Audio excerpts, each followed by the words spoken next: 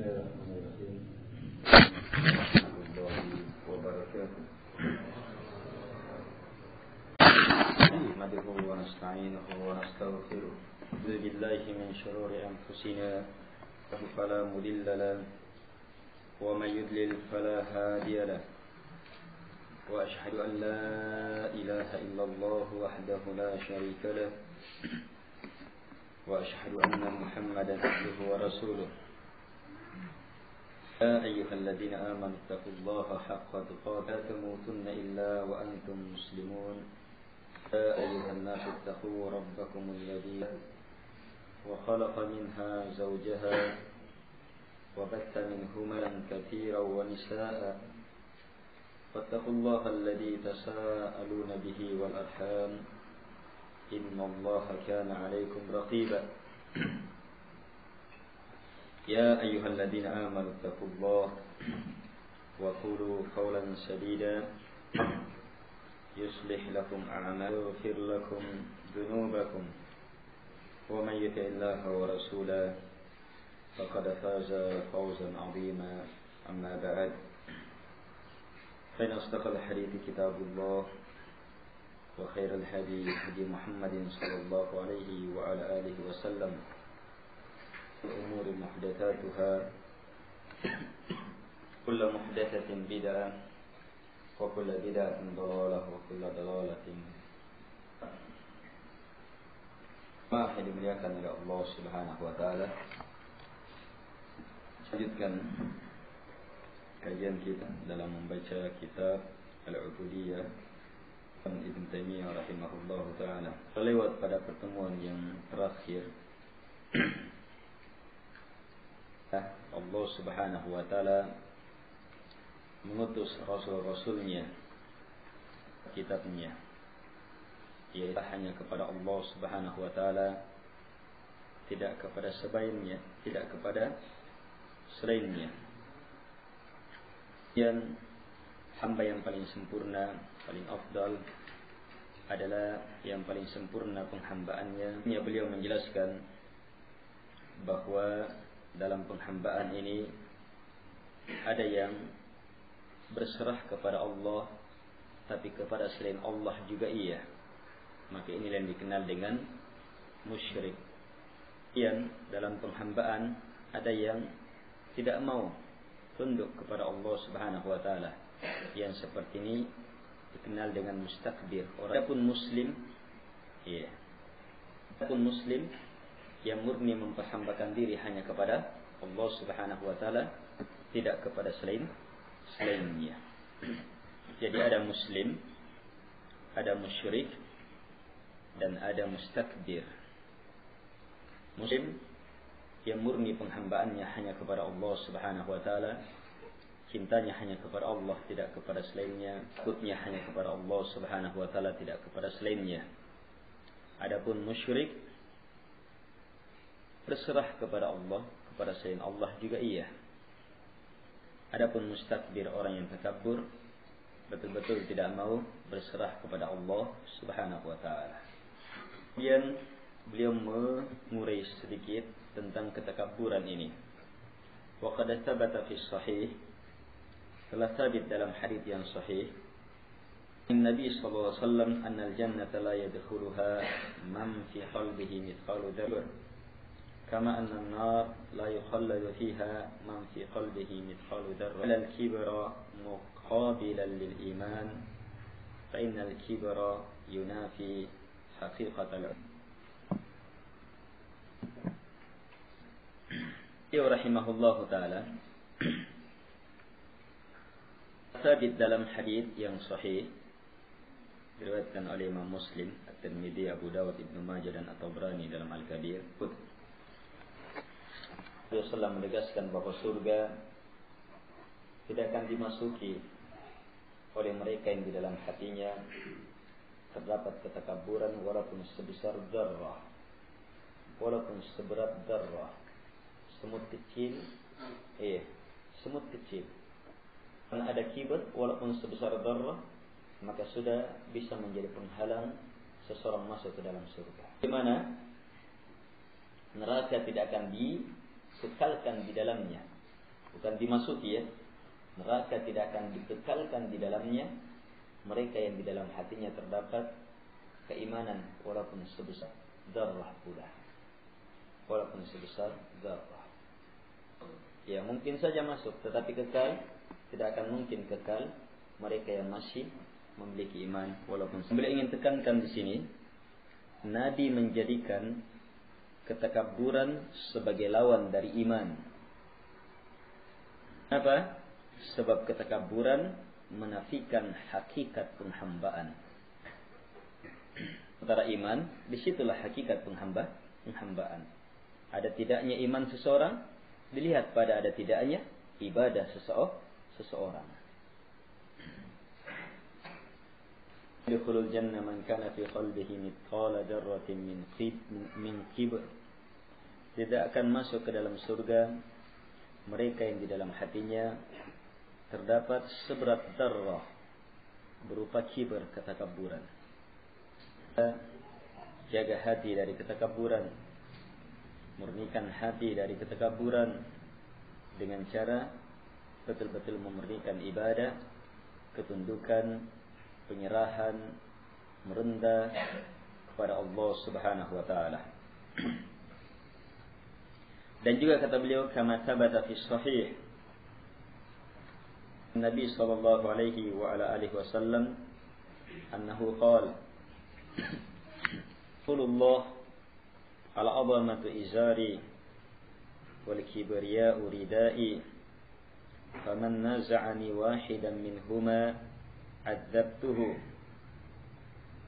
fal 'azama wal kibriya min khasa'isir rububiyyah wal kibriya a'la min al-'azamah ولهذا جعلها بمنزلة الرداء كما جعل العظمة بمنزلة الإزار ولهذا كان شعار الصلوات والأذان والأعياد هو التكبير وكان مستحبا في الأمكنة العالية كالصفا والمروة وإذا على الإنسان شرف أو ركب دابة ونحو ذلك وبه يطفأ الحريق إن عظم وعند الأذان يهرب الشيطان.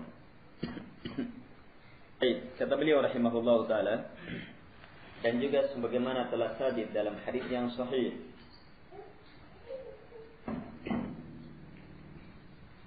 dikatakan oleh Abu Dawud, Ibnu Majah dan Imam Ahmad. Rasulullah bersabda, yaqulullah, Allah Subhanahu wa taala berfirman. Allah Subhanahu wa taala berfirman. Azamatu izari. Al-azamah, kebesaran, keagungan adalah sarungku. Kibriya, dan pembanggaan. Membanggakan diri, membesarkan diri adalah ridai, selendangku. Faman naza'ani wahidan minhuma adzabtuhu. Maka siapapun mengambil satu dari keduanya, pasti saya siksa. Pasti saya siksa. Syekhul Islam Ibnu Taimiyah rahimahullahu taala. Jadi al-'azamah, kebesaran, keagungan, wal kibriya, pembesaran diri, pembanggaan diri. Ini seluruhnya merupakan kekhususan milik Rabb alam semesta, penguasa pengatur alam semesta, Allah Subhanahu wa taala. Dan al-kibriya lebih tinggi daripada al-'azamah. Al-kibriya lebih tinggi daripada al-'azamah. Sifat al-kibriya ini dari nama Allah Al-Kabir, Al-Muta'ali. Allahu Akbar. Ini kibriya seluruhnya. Ini lebih tinggi daripada al-'azamah, dari nama Allah Al-Azim. Kenapa?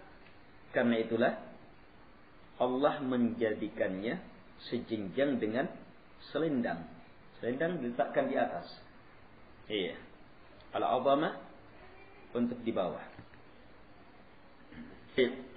Titik pembahasan di sini, besar dan sangat besar murka Allah Subhanahu wa taala mereka-mereka yang ingin memiliki sifat-sifat yang merupakan kekhususan Allah Subhanahu wa taala, seperti al-'azamah, pembesaran, kemuliaan, dan al-kibriya, pembanggaan diri, pembesaran diri, pengagungan diri. Itu hanya milik Allah Subhanahu wa taala. Siapa yang berusaha mengambilnya, maka pasti kata Allah Subhanahu wa taala, saya akan siksa. Saya akan siksa. Sudah dua ilmu yang seluruhnya datang dari hadits Nabi SAW tentang sifat kibar ini, membanggakan diri, membesarkan diri. Yang pertama, kalau dimiliki, kalau ada dalam hati, walaupun sebesar darah, maka tidak akan masuk ke dalam surga. Pembanggaan diri yang sehebat-hebatnya, yang tiada tandingannya, hanyalah milik Allah Subhanahu wa taala. Lantas tidak akan masuk ke dalam surga mereka-mereka yang mempunyai sifat kibar. Sebab apa? Dengan ketakaburannya ingin memiliki sifat-sifat kebesaran dan keagungan Allah Subhanahu wa taala. Dari sinilah dapat kita pahami bodoh manusia-manusia yang mari kita beradab dengan adab-adab Allah.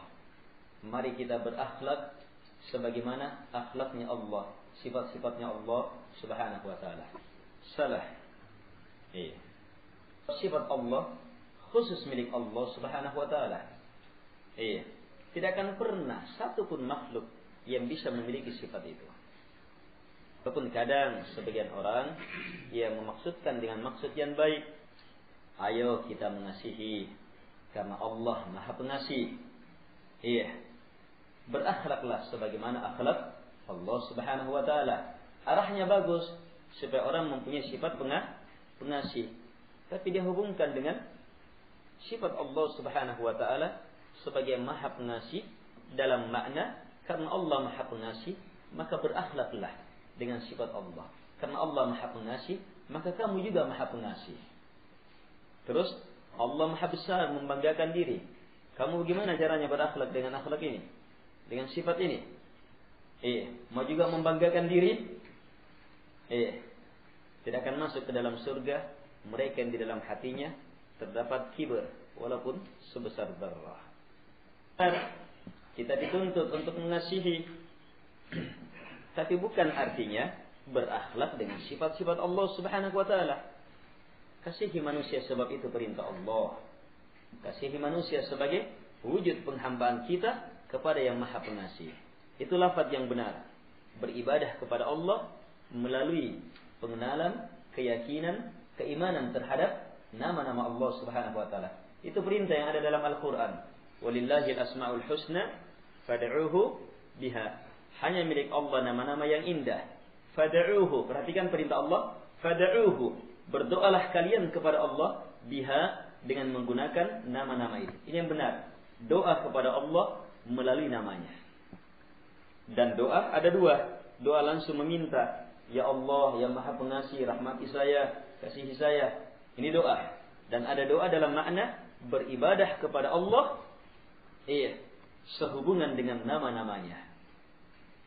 Sehubungan dengan nama-namanya. Kita meyakini Allah Maha mengetahui, maka lahir apa? Kita meyakini Allah Subhanahu wa taala Maha mengetahui, maka lahir apa? Lahir takut. Sebab Allah Subhanahu wa taala mengetahui. Takut ini lahir dari apa?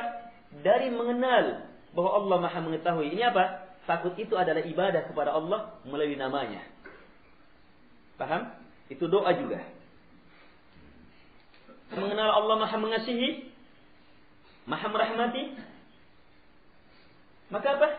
Kasihani juga hamba-hamba Allah Subhanahu wa taala yang lain. Sebab Allah Subhanahu wa taala betul-betul mengasihi kita. Luar biasa rahmatnya Allah Subhanahu wa taala kepada kita. Syukuri nikmat yang Allah beri kepada kita. Dengan cara apa? Memberikan juga dan memberi juga kepada hamba-hamba Allah Subhanahu wa taala. Kenapa kita memberi? Karena Allah Maha Pengasih kepada kita. Ini apa? Doa kepada Allah melalui nama-namanya. Pelaksanaan perintah, walillahil asmaul husna fad'uuhu biha.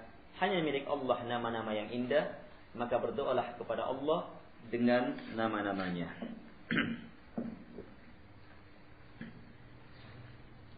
Hadits ini juga memberi ilmu kepada kita akan hebat dan besarnya sifat al-'azamah, apalagi sifat al-kibriya, pembesaran, pengagungan, pembanggaan diri milik Allah Subhanahu wa taala ini.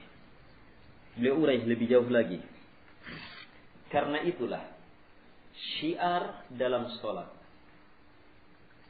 azan, dan pada hari-hari raya adalah at-takbir. Syiarnya adalah Allahu Akbar. Akan kebesaran, kemuliaan, keagungan Allah Subhanahu wa taala. Bahwa Allah Maha besar, Maha membanggakan diri. Seluruhnya kecil di hadapan kebesaran, keagungan Allah Subhanahu wa taala. Ini al-kibriya. Jadi sederajatkan dengan selendang. Selendang letaknya di atas tinggi. Kalau yang beliau bahas lebih jauh, syiar salat, iya, syiarnya salat, adzan dan hari raya seluruhnya takbir. Pernyataan Allahu Akbar. Adzan dipenuhi dengan Allahu Akbar, Allahu Akbar. Qamat Allahu Akbar, Allahu Akbar. Orang mau salat awalnya Allahu Akbar, naik turunnya Allahu Akbar. Sehabis salat takbir, Allahu Akbar, ada zikir, Allahu Akbar. Kemudian Id, hari raya Idul Fitri, dipenuhi dengan takbir, Allahu Akbar. Apalagi Idul Adha yang baru lewat. Iya, penuh dan penuh. Bukan hanya pada hari rayanya, ditambah 3 hari setelahnya dipenuhi dengan takbir Allahu Akbar. Syiarnya adalah takbir Allahu Akbar. Beliau jelaskan lebih jauh lagi. Dan takbir ini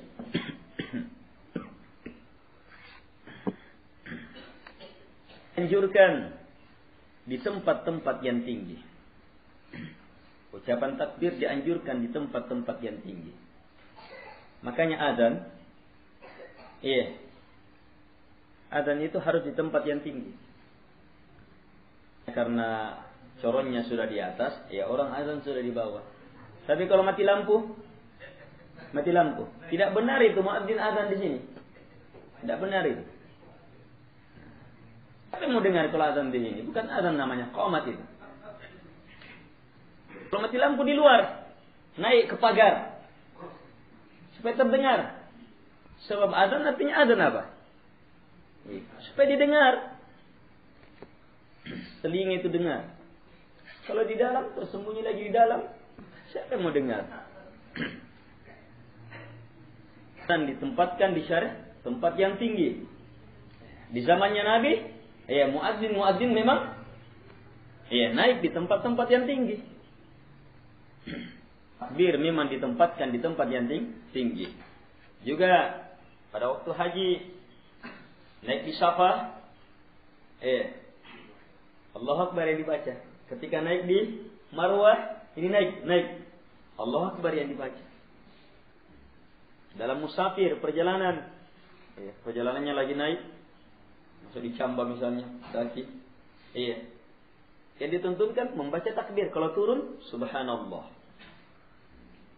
Menggangi kendaraan di tempat-tempat yang tinggi, maka yang disyariatkan adalah takbir Allahu Akbar. Hebatnya takbir ini.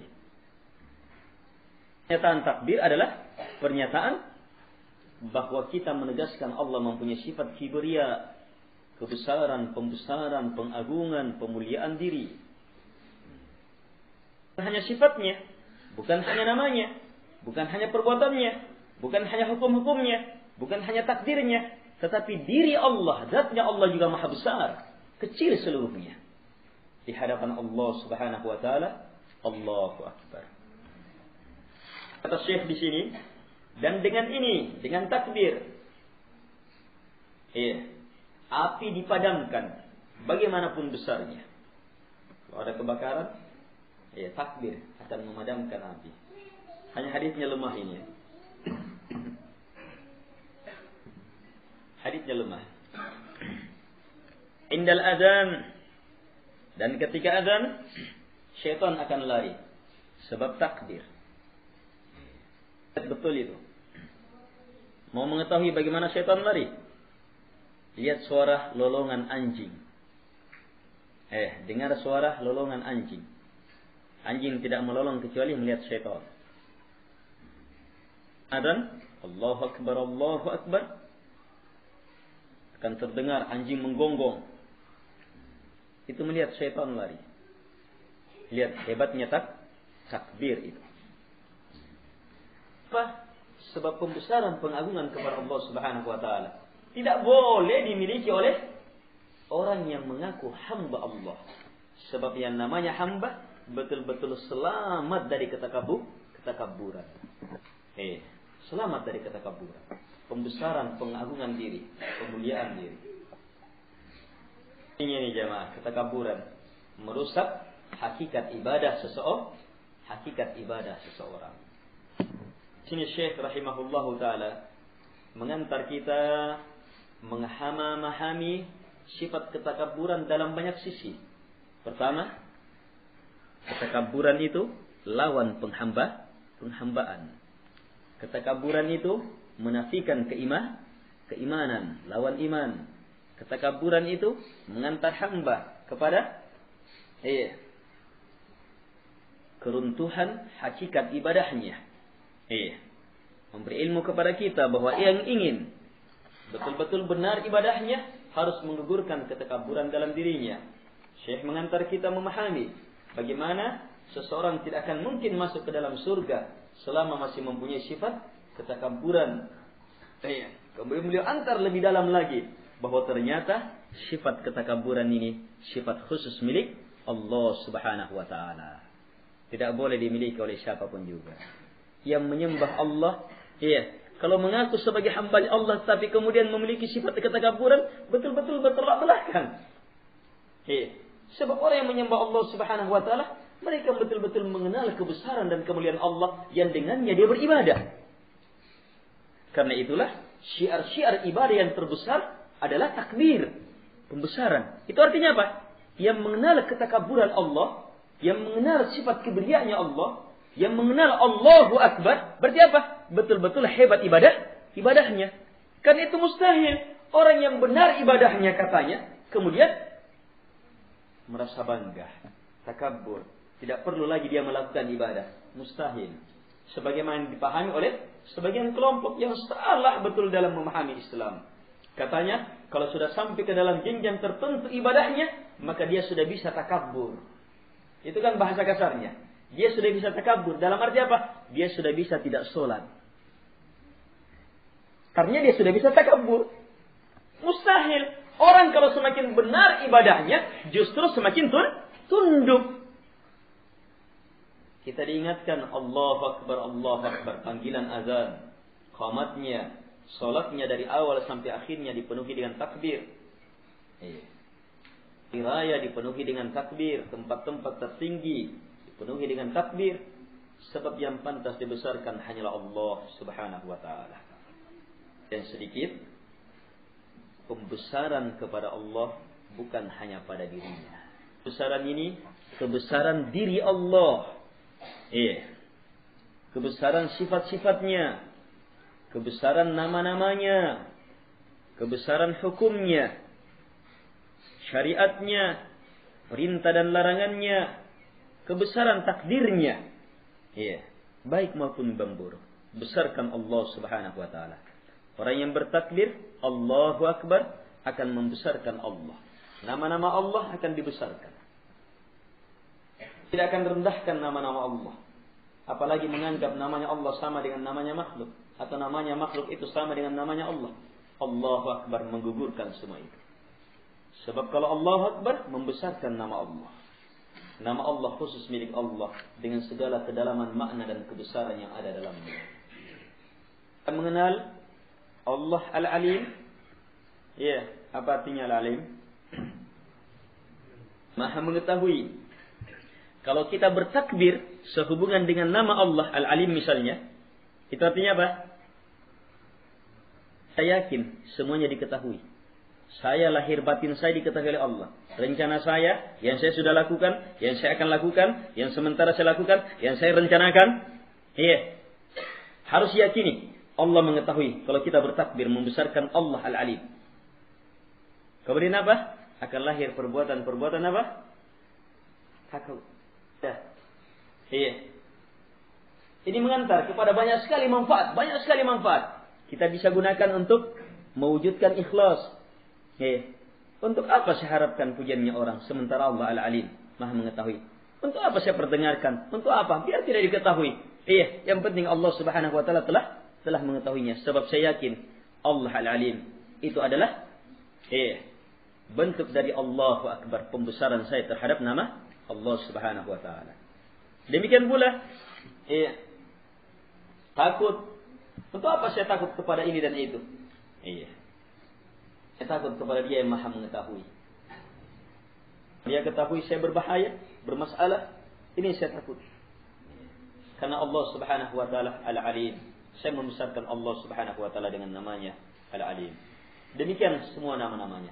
Coba lihat, satu nama ketika disikapi dengan Allahu Akbar, melahirkan apa? Melahirkan perbaikan, ilmu, sikap, amalan yang sangat luar biasa.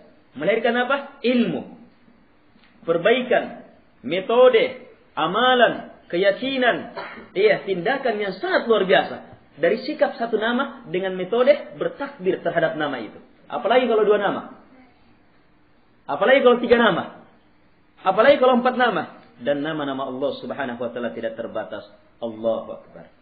Itu juga keharusan. Kalau meyakini Allahu Akbar, jangan sekali-sekali menganggap nama Allah hanya 99. Tidak. Nama Allah lebih dari itu. So, kalau kita membatasi nama Allah berarti apa? Allahu Akbarnya rendah. Pula tidak ada dalil yang menunjukkan bahwa nama Allah hanya 99. Dan dalam kenyataan nama Allah lebih dari 99. Terhadap sifat-sifat Allah yang tidak terdapat pada nama. Misalnya sifat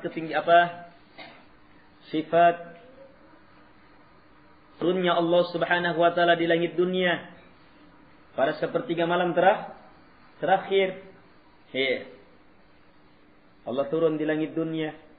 Kalau kita membesarkan Allah dalam sifat turunnya, kita tidak akan menyamakan turunnya Allah sama dengan turunnya makhluk.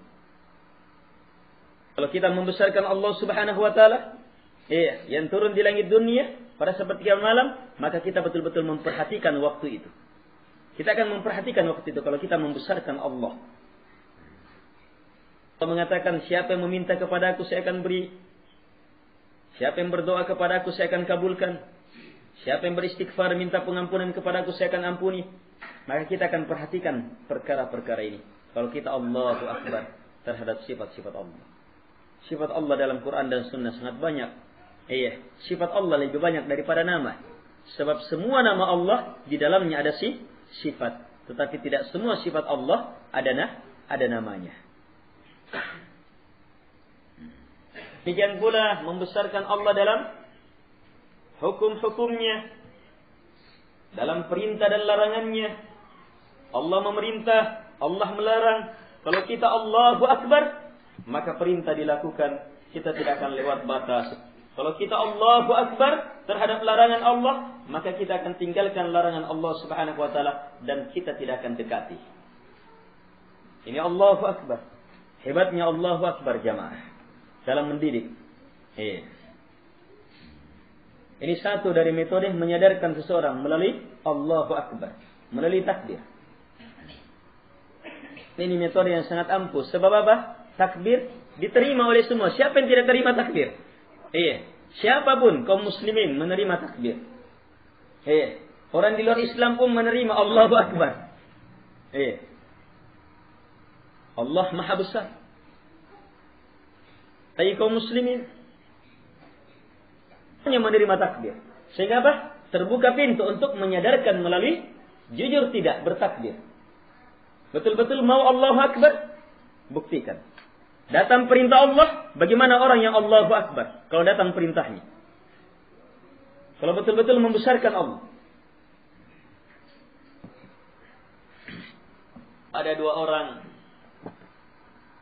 memerintah kita.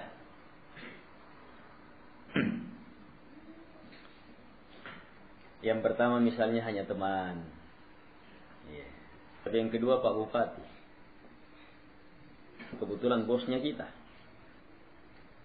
Bantuannya Bupati sama kita. Baik sama kita. Sama perintahnya. Kira-kira yang mana yang dia? Kalau Bupati perintah, cepat itu. Kenapa? Pembesarannya sama Bupati lebih. Nilai pembesaran seseorang. Sudah rasakan kebaikannya. Dan sudah berapa besar kebaikan yang Allah beri kepada kita. Tidak bisa dihitung sudah. Kebesaran kawan Allah subhanahu wa ta'ala di atas segalanya. Kalau Allah perintah. Inilah jamaah. Dalam takbir jamaah terukur apa dan bagaimana kita di hadapan Allah subhanahu wa ta'ala. Banyak di antara kita hanya bermain-main dalam bertakbir.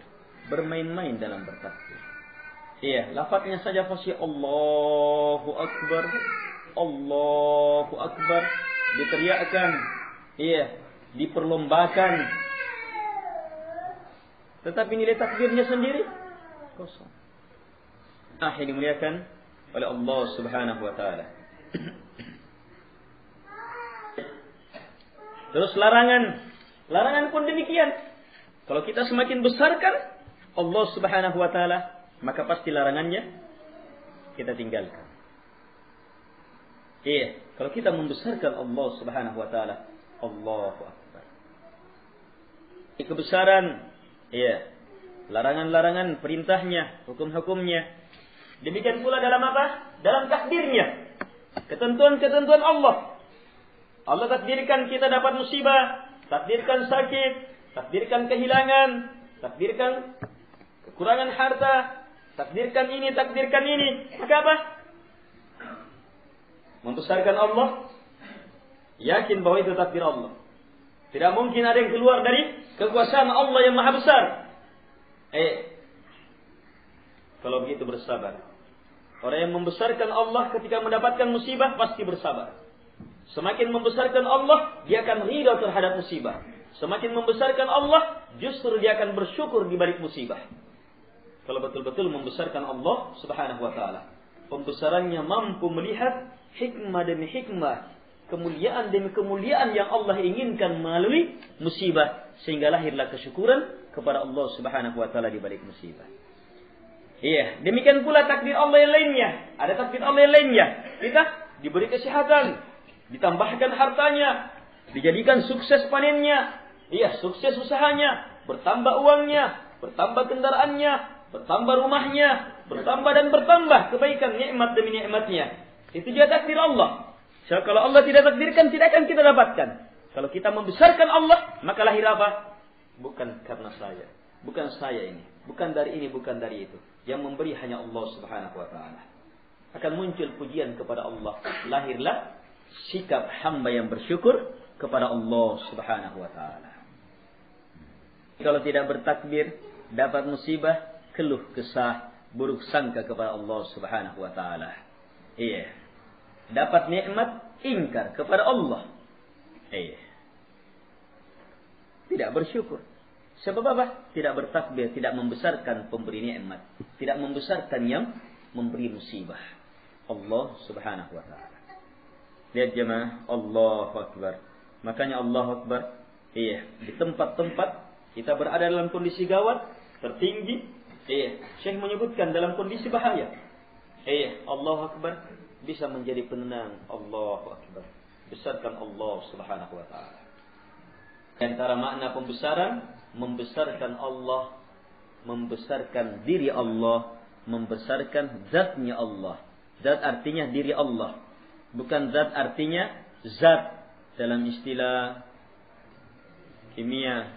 Zat itu kumpulan apa ya? Molekul-molekul, atom-atom. Kalau begitu kaum muslimin ini katanya Tuhannya dari atom-atom apa dan semacam itu. Ada orang Nasara seperti itu. Iya. Kalau dia mampu melihat kesalahan seperti itu, tidak mampu melihat kesalahan, iya, mempertuhankan Nabi Isa alaihi salatu wassalam. Bahkan mereka meyakini Nabi Isa itu dibunuh. Masa mempertuhankan orang yang dibunuh? Menganggap Nabi Isa mulia dengan dibunuh, maka harus lebih mempertuhankan yang membunuhnya, yaitu orang-orang Yahudi. Tidak benar ya Nabi Isa dibunuh ya? Mereka ingin membunuh, tetapi Allah Subhanahu wa taala membalas makarnya. Yang terbunuh adalah murid pengkhianat, sebutkan dalam riwayat, yang melakukan makar. Orang-orang yang ingin melakukan makar, menipu. Tetapi justru mereka yang dibunuh. Wajahnya diserupakan dengan wajah Nabi Isa alaihi salatu wassalam. Nabi Isa sendiri diangkat oleh Allah Subhanahu wa taala, dan di akhir zaman akan turun dengan syariat Nabi Muhammad sallallahu alaihi wa ala alihi wasallam. Dan di antara makna pembesaran diri Allah. Allah Maha besar dirinya.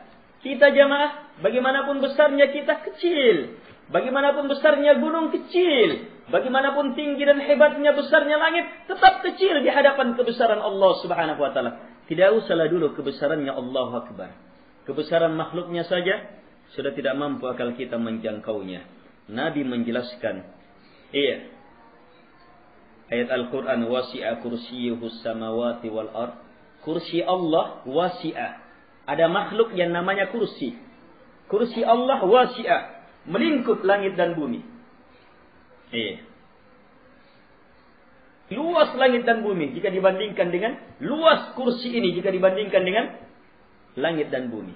Bagaimana perbandingannya? Nabi mengatakan, luasnya langit dan bumi jika dibandingkan dengan kursi seperti gelang yang dilempar di tengah padang pasir. Pak, sekarang gunakan pikiran. Kalau memang berakal, kalau memang mampu. Jangan dulu kepada Allah. Tidak bisa, tidak akan bisa. Atau tidak usah dulu kursi, langit dan bumi. Ayo, siapa yang bisa lihat luasnya langit? Luasnya langit ini, akal tidak mampu. Tapi ternyata ada lebih luas. Langit dan buminya disatukan seluruhnya, ternyata seperti gelang di tengah padang pasir jika dibandingkan dengan kursi. Luasnya itu kursi. Kira-kira, wih, gimana itu luasnya kursi ya? Akal tidak mampu. Akal tidak mampu jamaah. Memikirkan makhluknya yang besar, akal tidak mampu. Sekedar membayangkannya saja tidak mampu. Ternyata ada yang lebih besar lagi dari kursi. Arsy yang Allah sifati dengan azim, maha besar. Allah sifati arsy dengan kata azim, maha besar. Besarnya itu arsy. Bagaimana? Kata Nabi, besarnya arsy jika dibandingkan dengan kursi, kursi itu seperti gelang yang dilempar di tengah padang pasir juga. Kursi, jika dibandingkan dengan arsy kita tidak bisa bayangkan. Gimana lagi mau memperbandingkan langit dan bumi dengan kursi? Tidak ada perbandingannya. Apalagi memperbandingkan diri kita dengan arsy. Dan semua makhluk yang besar ini jamaah, yang akal kita betul-betul gugur, tidak bisa memikirkannya, terlalu rendah dan kecil di hadapan kebesaran Allahu Akbar. Allah yang maha besar. Dia yang mencipta semua itu. Dan semua itu terlalu mudah bagi Allah Subhanahu wa ta'ala. Allahu Akbar. Ini membesarkan apa? Diri Allah. Paham? Dirinya Allah yang maha besar. Karena itu apa? Betul-betul kurang ajar itu. Orang yang bilang Allah ada dalam hatinya. Kecilkan Allah itu. Allah katanya dalam hatinya, la ilaha illallah. Allah ada di samping kita di sini. Terlalu kecil semua ini di hadapan kebesaran Allah. Allah tinggi di atas segalanya. Terlalu kecil bagi Allah Subhanahu wa ta'ala. Allahu Akbar.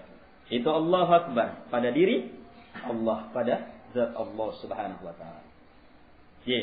Jadi membesarkan Allah Subhanahu wa ta'ala, membesarkannya dalam semua ini. Membesarkannya dalam semua ini. Dirinya Besarkan diri Allah, sifat-sifatnya, nama-namanya, hukum-hukumnya, syariatnya, perintahnya, larangannya, takdirnya yang baik maupun yang buruk. Allahu Akbar. Jadi kita dalam keadaan apapun juga, Allahu Akbar. Dan Allahu Akbar ini ucapan sangat hebat. Ini satu dari 4 kalimat pilihan. Allah memilih kalimat yang terbaik, maka keluar 4 pilihan. Tidak ada kalimat yang lebih mulia dari 4 ini.